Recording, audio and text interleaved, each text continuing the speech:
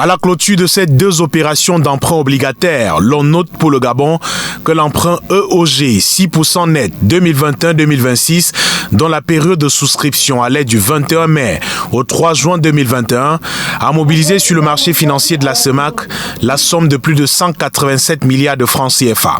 Le produit de l'émission de cet emprunt obligataire par appel public à l'épargne sera dédié à diverses opérations économiques dans le pays. Vont servir à financer une partie des moratoires de la dette intérieure, mais également à financer le plan d'action, le plan d'accélération de la transformation de l'économie gabonaise, sur la base desquels nous avons obtenu, en date du 28 juillet, un accord triennal avec le Fonds monétaire international.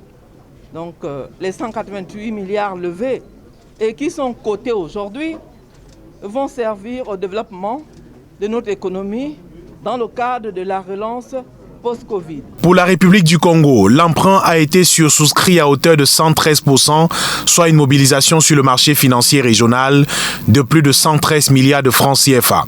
Le pays pense déjà à la relance de l'économie post-Covid. Ils sont partiellement destinés à l'appurement de certaines créances, vont nous permettre de passer à la relance graduelle de l'économie à travers l'appurement progressif de la dette intérieure et également au financement du déficit budgétaire pour des nouveaux projets. Nous avons mentionné des hôpitaux et la raffinerie de Pointe-Noire.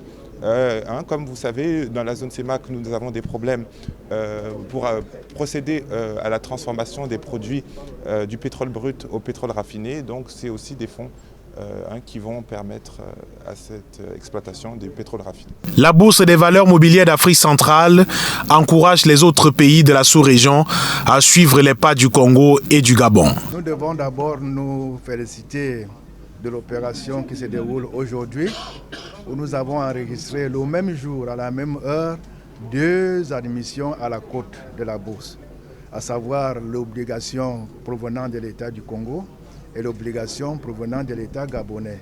C'est déjà pour nous le début d'une nouvelle vision que les États ont de la bourse des valeurs mobilières de l'Afrique centrale et du marché financier en général. La conclusion de ces deux opérations s'est faite sous la supervision de la Commission de surveillance du marché financier de l'Afrique centrale COSUMAF avec la conduite des sociétés de bourse.